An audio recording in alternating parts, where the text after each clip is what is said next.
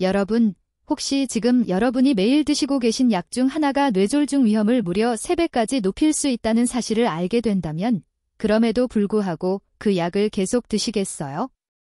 믿기 어려우시겠지만 수백만 명의 60대 이상 어르신들이 매일 복용하는 흔한 약들 가운데 뇌졸중 위험을 심각하게 증가시킬 수 있는 4가지 약물군이 있습니다. 저는 신경과 전문의 이수정입니다. 지난 10년간 응급실과 외래에서 수많은 뇌졸중 환자분들을 만나 뵙고 치료해왔습니다. 그 수많은 시간 속에서 제 마음을 가장 아프게 했던 순간은 환자분들께서 힘없이 선생님, 제가 먹던 약 때문에 이렇게 된 건가요? 진작 알았더라면 좀 더 조심했을 텐데요. 라고 말씀하실 때였습니다. 그분들의 후회 섞인 목소리가 아직도 귓가에 맴돌곤 합니다. 오늘 저는 여러분께 반드시 알려드려야 할 이 4가지 약물에 대해 자세히 설명해 드리고자 합니다. 여러분과 사랑하는 가족의 소중한 건강을 지키기 위해 잠시 시간을 내어 제 이야기를 끝까지 들어주시고 구독 버튼도 잊지 말고 눌러주시면 감사하겠습니다. 먼저 뇌졸중이 정확히 무엇인지, 그리고 왜 연세가 많으실수록 더욱 조심해야 하는지 간단히 말씀드리겠습니다. 뇌졸중은 우리 뇌에 혈액을 공급하는 중요한 혈관이 갑자기 막히거나 터지면서 뇌 조직이 손상되는 무서운 질환입니다. 크게 2가지 종류가 있는데요. 혈관이 막혀서 발생하는 허혈성 뇌졸중이 전체의 약 80%를 차지하고 혈관이 터지면서 발생하는 출혈성 뇌졸중이 나머지 20%를 차지합니다. 우리나라는 물론 전 세계적으로 뇌졸중은 암, 심장질환과 더불어 3대 주요 사망원인 중 하나로 꼽힙니다. 특히 60세 이상이 되면 그 발생률이 급격하게 치솟습니다. 통계를 보면 60세 이상 인구 중 매년 약 10만 명당 300명이 넘는 분들이 뇌졸중으로 병원을 찾고 계십니다. 여기서 더 심각한 문제는 뇌졸중이 단순히 목숨을 앗아가는 것뿐만 아니라 설령 살아남으시더라도 심각한 후유증을 남긴다는 점입니다. 한쪽 팔다리가 마비되거나 말을 제대로 하지 못하고 기억력이나 인지 기능이 저하되어 더 이상 혼자 힘으로 일상생활을 할 수 없게 되는 경우가 많습니다. 그렇게 되면 본인뿐만 아니라 가족들까지도 큰 고통을 겪게 되고 온 가족의 돌봄이 필요한 상황에 처하게 됩니다. 그렇다면 왜 60세 이상 어르신들에게서 약물로 인한 뇌졸중 위험이 더 높아지는 것일까요? 나이가 들면서 우리 몸은 참 많은 변화를 겪게 됩니다. 특히 약물을 처리하는 간과 신장의 기능이 자연스럽게 떨어지면서 약물을 분해하고 몸 밖으로 배설하는 능력이 감소하게 됩니다. 젊었을 때는 간에서 빠르게 분해되고 신장을 통해 시원하게 배출되던 약물들이 나이가 들면 몸속에 더 오랫동안 머물게 되는 것이죠. 또한 체내 수분량은 줄어들고 지방 조직이 증가하면서 약물의 분포가 젊은 사람들과는 달라집니다. 같은 용량의 약을 드시더라도 혈중 농도가 더 높아지고 효과가 지속되는 시간도 길어지게 되는 것입니다. 여기에 더해서 고혈압이나 당뇨병, 심장질환과 같은 여러 만성질환을 동시에 가지고 계신 분들이 많아 어쩔 수 없이 여러 가지 약을 함께 복용하는 다중약물 복용, 폴리파머시 상황에 놓이게 됩니다. 이런 상황에서 특정 약물들은 혈관 건강에 직접적으로 좋지 않은 영향을 미쳐 뇌졸중 위험을 크게 높일 수 있습니다. 이제 첫 번째로 주의해야 할 약물을 말씀드리겠습니다. 바로 우리가 흔히 진통소염제라고 부르는 약입니다. 정확한 명칭은 비스테로이드성 소염 진통제인데 영어로는 NSAID, NSAIDs라고 합니다. 이 약은 관절염이나 허리 통증, 두통처럼 일상생활에서 흔히 겪는 통증을 조절하기 위해 정말 많이 사용됩니다. 약국에서도 처방전 없이 쉽게 구입할 수 있어서 많은 분들이 별다른 경각심 없이 드시는 경우가 많습니다. 하지만 이 약물군이 60세 이상에서 뇌졸중 위험을 상당히 높일 수 있다는 사실은 간과하기 쉽습니다. 진통소염제가 뇌졸중 위험을 높이는 과정은 여러 가지입니다. 첫째, 이 약물은 우리 몸에서 프로스타글란딘이라는 중요한 물질의 생성을 억제합니다. 이 프로스타글란딘은 혈관을 보호하고 혈액이 막힘없이 원활하게 흐르도록 돕는 역할을 하는데 이것이 억제되면 혈관 안쪽 벽인 내피세포가 손상되기 쉬워지고 혈전이 잘 생기는 환경이 만들어집니다. 둘째, 이 약은 신장 기능에 영향을 미쳐 나트륨과 수분을 몸 안에 붙잡아 두게 만듭니다. 이렇게 되면 혈액량이 증가하고 혈압이 상승하게 되죠.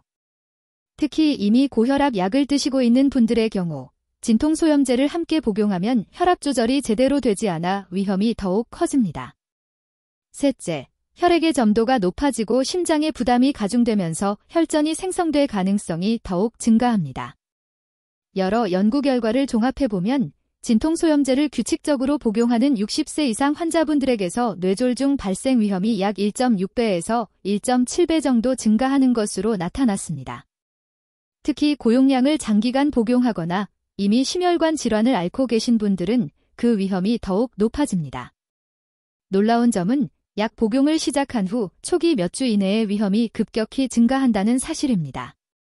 많은 분들이 진통소염제를 안전한 약으로만 생각하고 필요할 때마다 드시는데 60세 이상이시라면 반드시 주의가 필요합니다.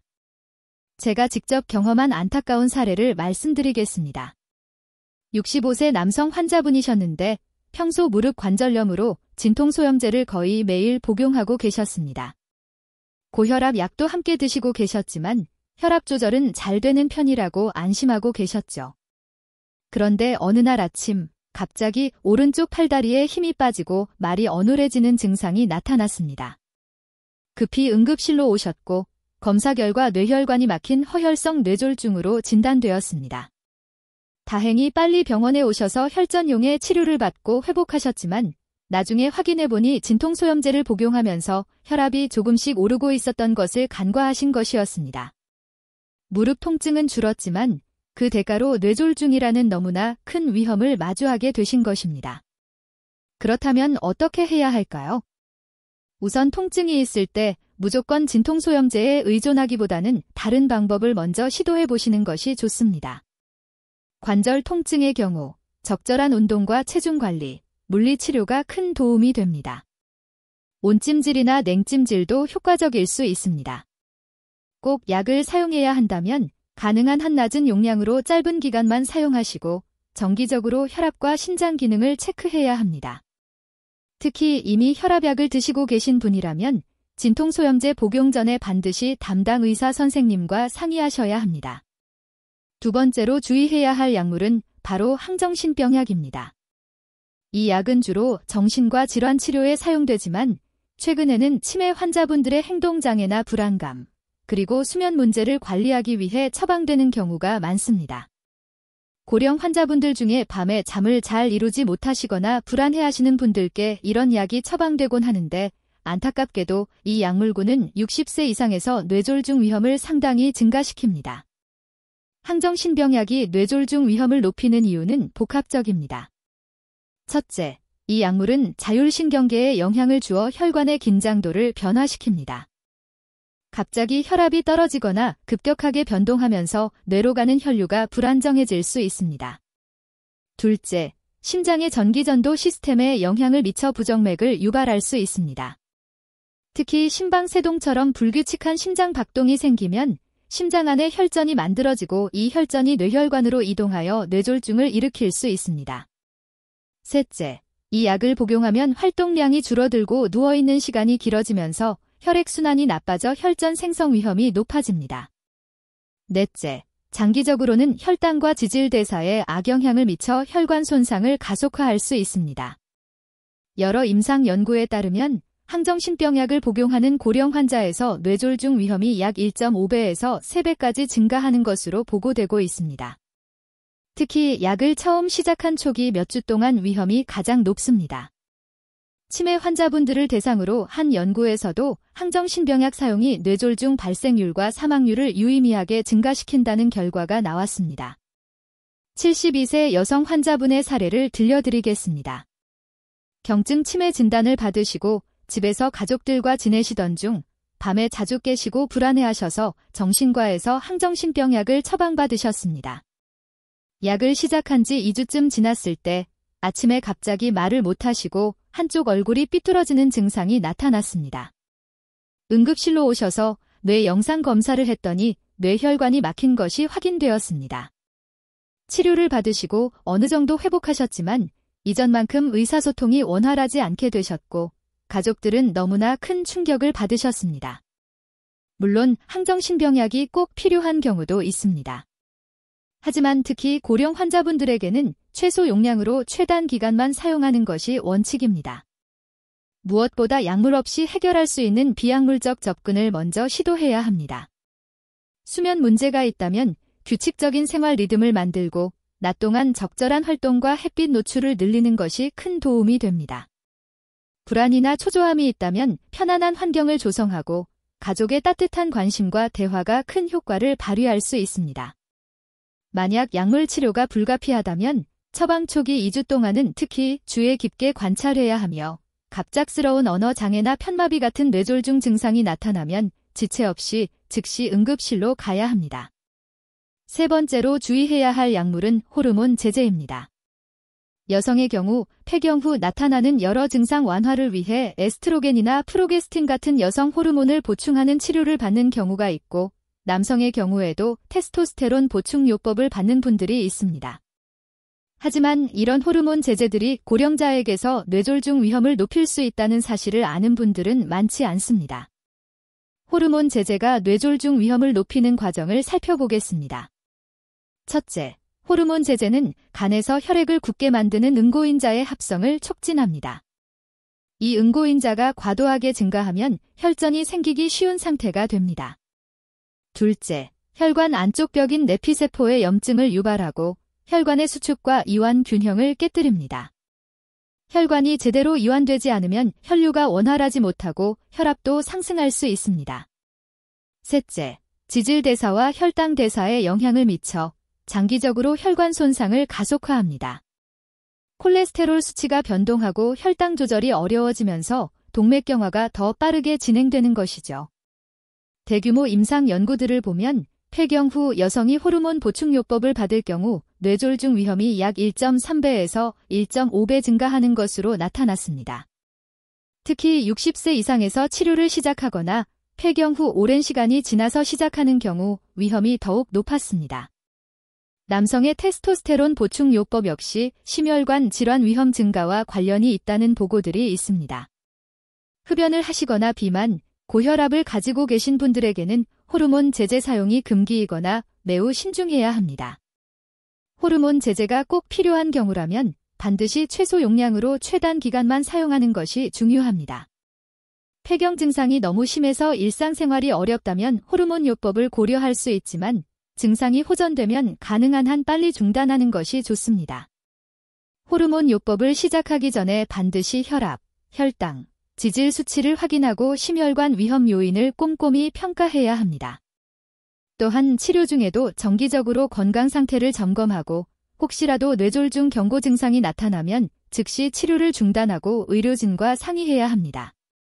네 번째이자 아마도 가장 중요하게 생각해야 할 위험 요인은 바로 다중 약물 복용입니다. 의학 용어로는 폴리파머시, 팔리파어머시라고 하는데 말 그대로 여러 가지 약을 동시에 복용하는 상황을 일컫습니다. 고령자분들은 대부분 고혈압, 당뇨병, 고지혈증, 관절염 등 여러 만성질환을 함께 가지고 계셔서 어쩔 수 없이 많은 약을 드시게 됩니다. 문제는 약의 가짓수가 늘어날수록 약물 간의 상호작용이 복잡해지고 부작용 위험이 기하급수적으로 증가한다는 점입니다. 약물 상호작용의 위험성을 구체적인 예를 들어 설명해 드리겠습니다. 혈압약과 진통소염제를 함께 복용하면 혈압 조절이 제대로 되지 않고 신장 기능이 악화될 수 있습니다. 신장 기능이 나빠지면 약물 배설이 늦어져 다른 약들의 혈중 농도가 높아지면서 독성이 증가할 수 있습니다. 수면제와 알코올을 함께 사용하면 호흡이 억제되고 뇌로 가는 산소가 부족해져 뇌 손상을 일으킬 수 있습니다. 혈액 응고를 막는 항응고제인 와파린과 특정 항생제를 함께 사용하면 출혈 위험이 급격히 증가해 뇌출혈이 발생할 수도 있습니다. 스테로이드와 당뇨약을 함께 복용하면 혈당이 급등하면서 혈관에 엄청난 스트레스가 가해집니다. 연구 결과들을 보면 5개 이상의 약물을 복용하는 고령 환자에서 뇌졸중 위험이 유의미하게 증가하며 약물 가짓수가 늘어날수록 입원율과 사망률도 함께 상승합니다. 약이 10개 이상인 경우 부작용 발생률이 무려 50%를 넘는다는 보고도 있습니다. 이는 단순히 약의 개수 문제가 아니라 복잡한 상호작용과 누적된 부담 때문에 발생하는 것입니다. 그렇다면 이렇게 복잡한 약물 복용 상황에서 어떻게 뇌졸중 위험을 줄일 수 있을까요? 가장 중요한 것은 바로 정기적인 약물 정리입니다. 적어도 3개월에 한 번은 담당 의사 선생님과 함께 현재 복용 중인 모든 약을 검토하고 정말 필요한 약인지, 용량을 줄일 수 있는 약은 없는지, 아니면 아예 중단할 수 있는 약은 없는지 꼼꼼하게 평가해야 합니다. 여러 병원을 다니시는 분들은 각 병원에서 처방받은 약들이 서로 겹치거나 위험한 상호작용을 일으킬 수 있으므로 한 곳에서 모든 약을 통합적으로 관리하는 것이 좋습니다. 이제 실제로 어떻게 행동해야 하는지 구체적인 가이드라인을 말씀드리겠습니다. 먼저 의사 선생님께 반드시 물어봐야 할 5가지 질문이 있습니다. 첫째, 현재 제가 복용 중인 모든 약과 새로 처방받은 약 사이에 상호작용이 있습니까? 이때 처방약뿐만 아니라 약국에서 산 일반 의약품, 비타민, 영양제, 한약, 건강보조식품까지 모두 포함해서 말씀드려야 합니다. 많은 분들이 의사에게 처방받은 약만 이야기하고 본인이 따로 사서 드시는 것들은 말씀하지 않는데 이것들도 충분히 약물 상호작용을 일으킬 수 있습니다. 둘째, 이 약을 시작했을 때 특히 주의해야 할 뇌졸중 경고 증상은 무엇이며 언제 나타날 수 있습니까? 앞서 말씀드린 것처럼 많은 약물의 위험은 복용 시작 후 초기 몇 주에 집중됩니다. 어떤 증상을 관찰해야 하는지 미리 알고 있으면 혹시 모를 상황에 조기에 대응할 수 있습니다. 갑작스러운 한쪽 팔다리에 힘 빠짐, 얼굴 한쪽이 처지는 느낌, 말이 어눌해지거나 다른 사람 말을 이해하기 어려운 증상, 갑자기 한쪽 눈이 안 보이거나 시야가 흐려지는 증상, 심한 두통이나 어지럼증 같은 것들이 대표적인 뇌졸중 경고 신호입니다. 셋째, 이 약을 얼마나 오랫동안 복용해야 하며 최소 유효 용량은 얼마입니까? 많은 약들이 처음에는 증상 조절을 위해 필요하지만 시간이 지나면서 용량을 줄이거나 아예 중단할 수 있습니다. 하지만 환자분들은 한 번 처방받으면 계속 그 용량을 드시는 경우가 많습니다. 정기적으로 용량 조절이 가능한지 확인하는 것이 중요합니다. 넷째, 현재 복용 중인 약들 중에서 꼭 필요하지 않거나 감량할 수 있는 약이 있습니까? 솔직히 말씀드리면 의사들도 바쁜 외래 진료 중에 환자분이 드시는 모든 약을 일일이 검토하기 어려울 때가 있습니다. 하지만 환자분이나 가족분이 적극적으로 약물 정리를 요청하시면 시간을 내서 꼼꼼히 검토하게 됩니다. 특히 몇 년 전에 시작했던 약들 중에는 이제는 필요 없는 것들이 있을 수 있습니다. 다섯째, 응급 상황이 발생하면 누구에게 연락하고 어느 병원으로 가야 합니까? 뇌졸중은 시간이 생명입니다. 증상이 시작된 후 빠르면 빠를수록 치료 효과가 좋습니다.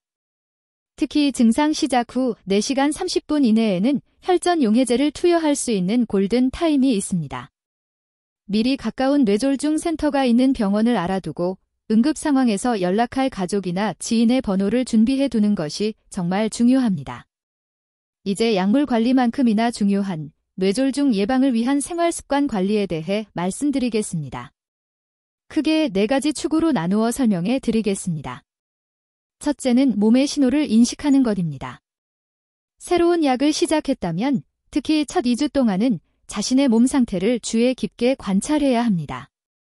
간단한 증상 일지를 작성하는 것을 권장합니다. 매일 아침 저녁으로 혈압을 재고 기록하며 두통이나 어지럼증, 피로감 같은 증상이 있는지 꼼꼼히 체크합니다. 특히 이전에 없던 새로운 증상이 나타나면 반드시 의료진에게 알려야 합니다. 가족들도 함께 관찰하는 것이 좋습니다. 본인은 느끼지 못하는 말투의 변화나 걸음걸이의 변화를 가족이 먼저 알아차릴 수 있기 때문입니다. 둘째는 수면, 운동, 식단의 최적화입니다. 규칙적인 수면은 뇌 건강의 기본 중의 기본입니다. 매일 같은 시간에 잠자리에 들고 일어나도록 노력하고 잠자리 환경을 어둡고 조용하며 시원하게 유지합니다. 낮잠은 30분 이내로 제한하는 것이 좋습니다. 운동은 매일 30분 이상 빠르게 걷기나 자전거 타기 같은 유산소 운동을 하고 주 2회 정도는 스쿼트나 팔굽혀펴기 같은 근력 운동을 추가합니다. 운동은 혈압을 낮추고 혈당을 조절하며 혈관 건강을 개선하는 가장 강력한 비약물적 치료법입니다. 식단은 싱겁게 먹는 것이 가장 중요합니다.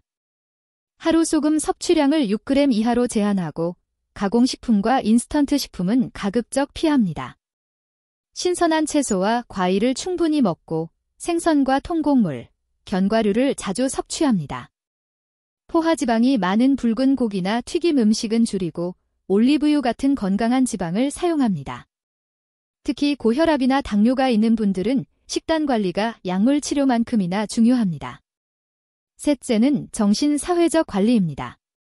스트레스와 우울증은 혈압을 높이고 염증 반응을 증가시켜 뇌졸중 위험을 높입니다. 규칙적인 사회활동을 통해 고립을 피하고 취미생활이나 봉사활동으로 삶의 의미를 찾는 것이 도움이 됩니다. 친구들과 자주 만나 이야기를 나누는 것만으로도 정신건강에 큰 도움이 됩니다. 명상이나 요가, 심호흡 같은 이완 기법도 스트레스 관리에 효과적입니다. 만약 우울하거나 불안한 감정이 2주 이상 지속된다면 전문가의 도움을 받는 것을 주저하지 마십시오. 넷째는 가족 지원 시스템입니다. 고령자의 건강관리는 혼자서는 결코 쉽지 않습니다. 가족들이 환자분이 복용하는 약 목록을 함께 파악하고 약 복용을 챙겨드리고 증상 변화를 관찰하는 것이 매우 중요합니다. 병원 진료에 함께 동행해서 의사 선생님의 설명을 같이 듣고 중요한 내용을 메모하는 것도 좋은 방법입니다. 응급 상황이 발생했을 때 빠르게 대응할 수 있도록 역할 분담을 미리 해두는 것도 필요합니다. 누가 119에 전화할 것인지, 누가 환자분을 돌볼 것인지, 필요한 서류와 약 목록은 어디에 있는지 등을 가족 모두가 알고 있어야 합니다. 이제 단계별 실천 방법을 정리해 드리겠습니다. 먼저 오늘 당장 해야 할 일은 집에 있는 모든 약을 한 곳에 모으는 것입니다. 처방약은 물론이고 약국에서 산 일반 의약품, 비타민이나 영양제, 한약, 건강기능식품까지 모두 포함해야 합니다. 이것들을 목록으로 자세히 작성해 보세요. 약 이름, 용량, 하루에 몇 번 먹는지, 언제부터 먹기 시작했는지를 적습니다. 이 목록을 휴대전화로 사진을 찍어두면 병원에 갈 때 유용하게 사용할 수 있습니다. 다음 단계로 이 약 목록을 가지고 주치의를 방문합니다. 모든 약을 보여드리면서 약물 정리를 요청하세요. 서로 상호작용하는 약은 없는지, 꼭 필요하지 않은 약은 없는지, 용량을 줄일 수 있는 약은 없는지 꼼꼼하게 검토를 받습니다. 이때 앞서 말씀드린 5가지 질문을 꼭 물어보세요. 새로운 약을 시작하게 되면 첫 2주 동안은 집중 관찰 기간입니다. 매일 혈압을 재고 이상 증상이 있는지 체크합니다.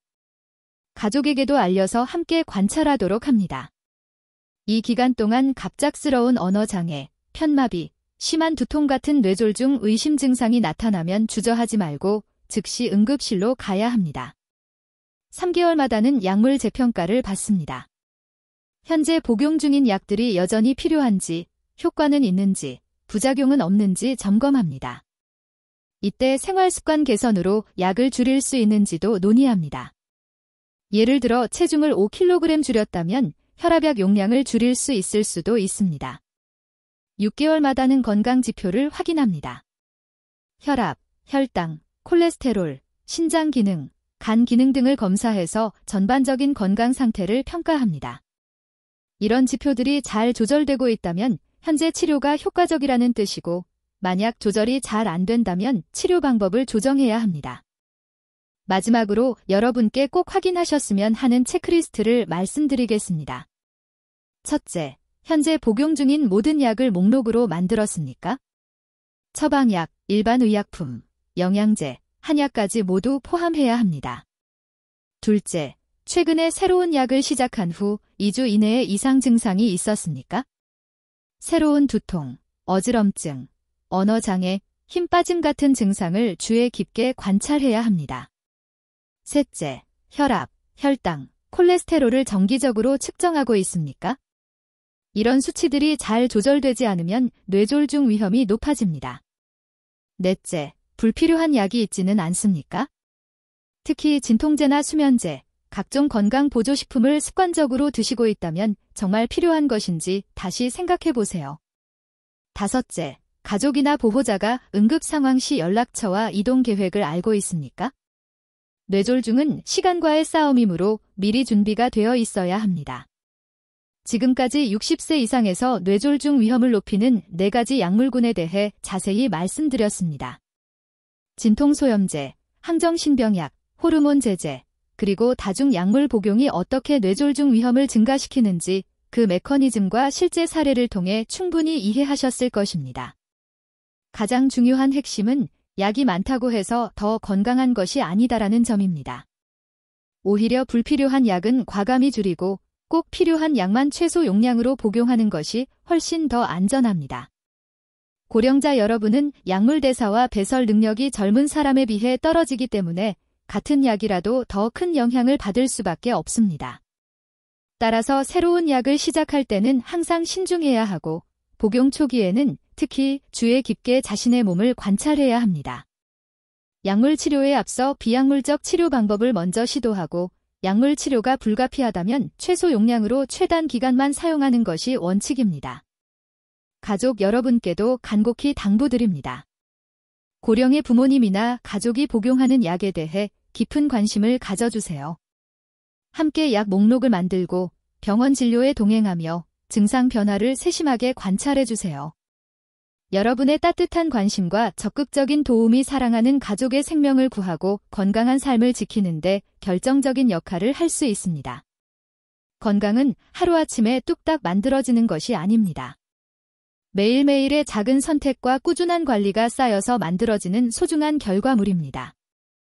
오늘부터 여러분의 약 목록을 점검하고 담당 의사 선생님과 상의하며 생활 습관을 개선하는 작은 실천을 지금 바로 시작해보세요. 너무 늦기 전에, 후회하기 전에 지금 바로 행동하시기 바랍니다. 여러분은 자신의 건강의 진정한 주인입니다. 의료진은 조언과 치료를 제공하지만 최종 결정과 꾸준한 실천은 바로 여러분의 몫입니다. 적극적으로 질문하고 올바른 정보를 찾고 현명하고 건강한 선택을 해나가시기 바랍니다. 오늘 이 영상이 여러분과 여러분의 가족에게 진심으로 도움이 되기를 바랍니다. 만약 이 영상이 유익하셨다면 주변의 소중한 분들과 꼭 공유해 주세요. 특히 60세 이상의 부모님이나 어르신들께 보여드리면 큰 도움이 될 것입니다. 그리고 댓글에 오늘부터 실천할 한 가지 다짐을 남겨주시면 감사하겠습니다. 여러분의 다짐이 다른 분들에게도 긍정적인 동기부여가 될 것입니다. 앞으로도 건강한 미래를 위한 유익한 정보를 계속 전해드리겠습니다. 구독 버튼을 눌러주시고 알림 설정까지 해주시면 새로운 영상을 놓치지 않고 받아보실 수 있습니다. 여러분의 건강한 미래를 진심으로 응원합니다. 마지막으로 꼭 말씀드려야 할 것이 있습니다. 이 영상은 교육 목적으로 제작되었으며 개인의 의학적 상담을 대신할 수 없습니다. 약물 복용이나 치료 방법의 변경은 반드시 담당 의사 선생님과 충분히 상의하신 후 결정하셔야 합니다. 임의로 약을 중단하거나 용량을 조절하면 오히려 위험할 수 있습니다. 항상 전문의와 충분히 상담하시고 개인의 건강 상태에 맞는 맞춤 치료를 받으시기 바랍니다. 건강하고 행복한 노후를 위해 오늘부터 작은 변화를 시작해보세요. 여러분의 소중한 건강을 지키는 것은 바로 여러분 자신입니다.